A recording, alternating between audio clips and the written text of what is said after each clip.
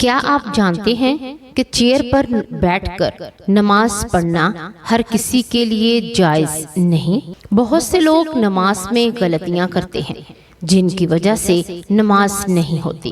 رکوع اور سجدہ کی غلطیاں جو آپ کی نماز کو ناقابل قبول بنا سکتی ہیں۔ کرسی پر بیٹھ کر نماز کیسے پڑھیں؟ سادہ اور صحیح طریقہ جانیں۔ کیا آپ کی نماز صحیح ہے؟ یہ غلطیاں آپ بھی کر رہے ہوں گے۔ بسم اللہ الرحمن الرحیم۔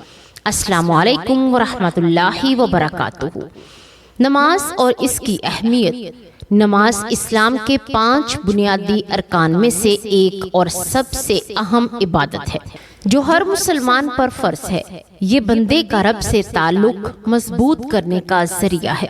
قرآن مجید میں اللہ تعالیٰ نے فرمایا، اور نماز قائم کرو اور زکوٰۃ دو اور اللہ کے بندوں کے ساتھ جھکنے والوں میں جھک جاؤ۔ سورۃ البقرہ آیت نمبر 43۔ یہ آیت اس بات کی نشاندہی کرتی ہے کہ نماز کے ذریعے انسان اللہ کے بندوں کے ساتھ تعلق قائم کرتا ہے اور اللہ کی رضا حاصل کرتا ہے۔ نماز کی اہمیت کا اندازہ اس بات سے لگایا جا سکتا ہے کہ اللہ تعالیٰ نے اسے دین کا ستون قرار دیا ہے۔ حضور نبی کریم صلی اللہ علیہ وآلہ وسلم نے فرمایا، بے شک اسلام کی بنیاد نماز ہے۔ نماز انسان کی روح کو پاکیزگی بخشتی ہے اور اس کے دل کو سکون پہنچاتی ہے۔ یہ نہ صرف گناہوں سے روکتی ہے بلکہ انسان کی شخصیت کو مضبوط اور منظم بناتی ہے۔ جیسا کہ قرآن میں ارشاد ہے، نماز یقیناً مومنوں پر مقرر ہے جو وقت پر ادا کی جاتی ہے۔ سورۃ النساء آیت نمبر 103۔ یہ بندے کو اللہ کی طرف رجوع کرنے اور دنیاوی مصیبتوں سے بچنے کا ذریعہ ہے۔ کرسی پر بیٹھ کر نماز پڑھنے کی شرائط۔ کرسی پر بیٹھ کر نماز پڑھنا ان افراد کے لیے اجازت یافتہ ہے جو جسمانی طور پر سجدہ کرنے سے قاصر ہوں، مثلاً گھٹنوں یا پیروں کی بیماری کے شکار افراد۔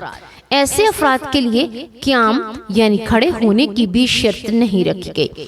بغیر کسی شرعی عذر کے کرسی پر نماز پڑھنا درست نہیں، کیونکہ فرض نمازوں میں قیام یعنی کھڑے ہونا لازم ہے۔ فرض نمازوں میں فجر کی 2 رکعت، ظہر کی 4، عصر کی 4، مغرب کی 3 اور عشاء کی 4 رکعت شامل ہیں۔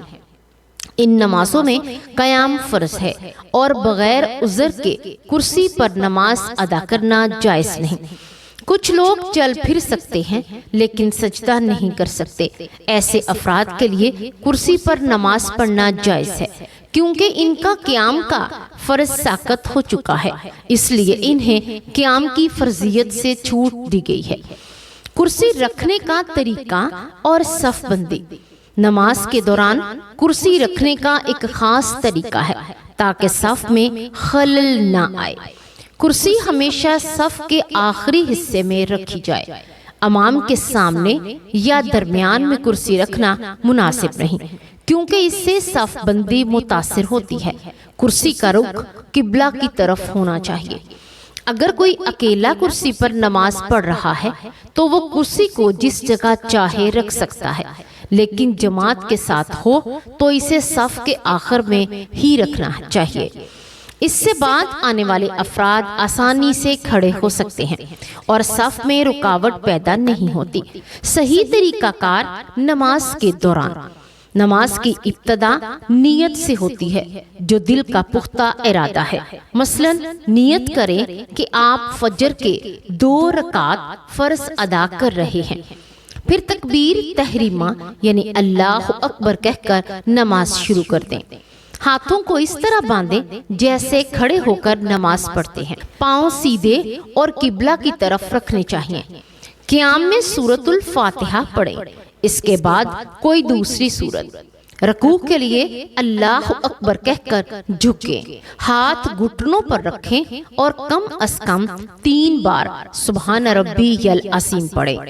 رکوع میں زیادہ یا کم جھکنا دونوں غلط ہیں اور اس کا اثر نماز کی قبولیت پر پڑتا ہے۔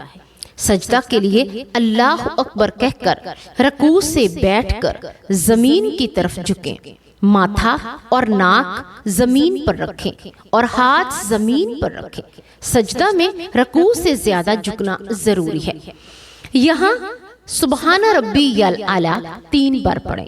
اگر رکوع میں زیادہ جھک کر سجدہ میں کم جھکیں تو نماز درست نہیں ہوگی۔ رکوع اور سجدہ کے درمیان فرق کو سمجھنا بہت ضروری ہے۔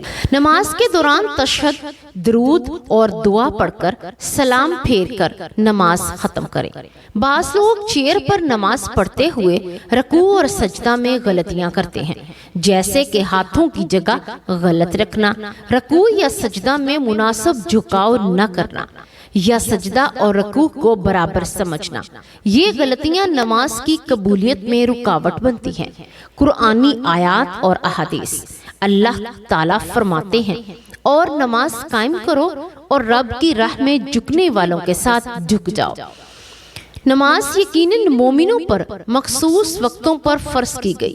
نماز برائی اور بے حیائی سے روکتی ہے، اور یاد اللہ سب سے بڑی چیز ہے۔ حضور نبی کریم صلی اللہ علیہ وآلہ وسلم نے فرمایا، جو نماز میں خشوع اور خشیت رکھتا ہے اللہ تعالیٰ اسے جنت میں اعلیٰ مقام دیتا ہے۔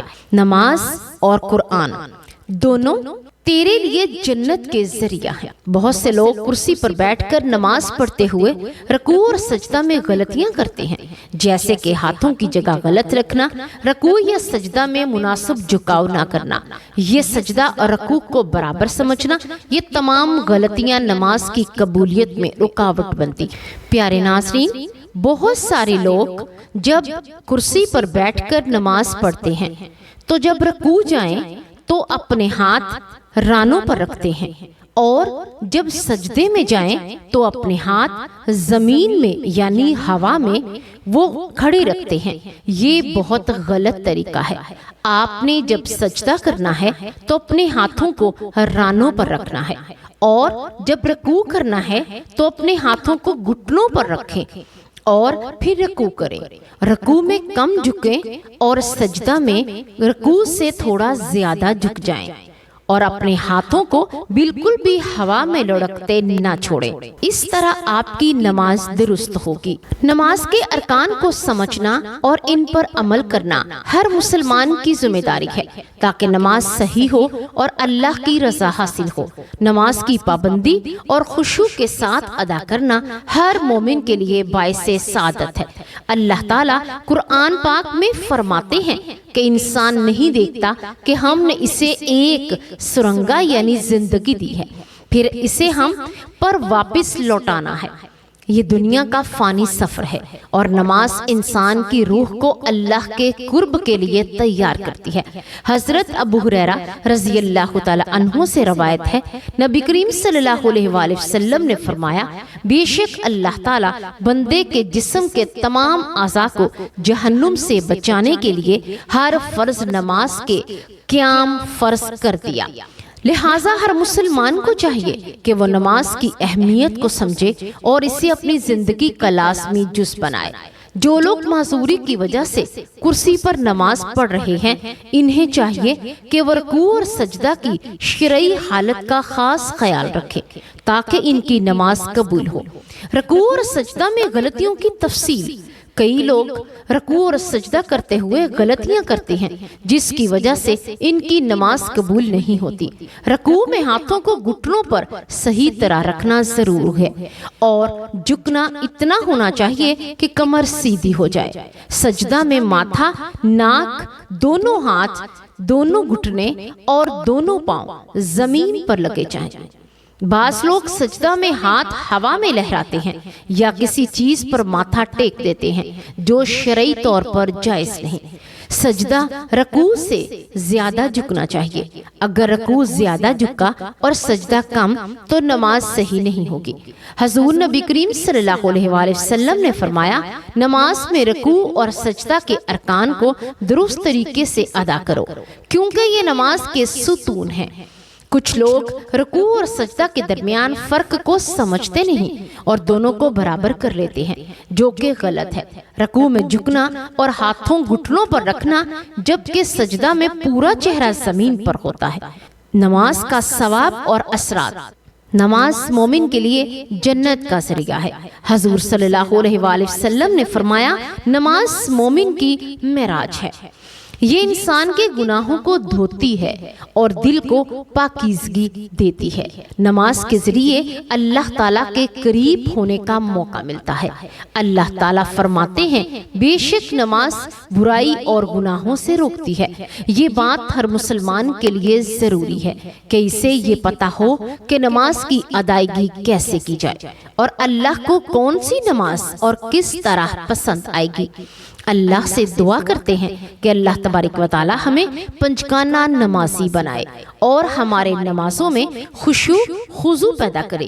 اللہ تعالی ہمیں قرآن اور سنت کے مطابق زندگی بسر کرنے کی توفیق دے۔